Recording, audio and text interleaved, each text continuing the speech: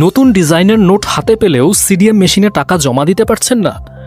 কারণ কি শুধু টাকার ডিজাইন, নাকি এর পেছনে আছে সফটওয়্যারের ল্যাগ? ঈদের আগে বাজারে এসেছে নতুন ডিজাইনের 20, 50 আর 1000 টাকার নোট। তবে ঝামেলা হচ্ছে জমা দিতে গিয়ে।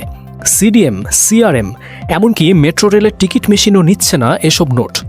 কারণ এসব মেশিনের সফটওয়্যার এখনও আপডেট হয়নি নতুন নিরাপত্তা ফিচার অনুযায়ী।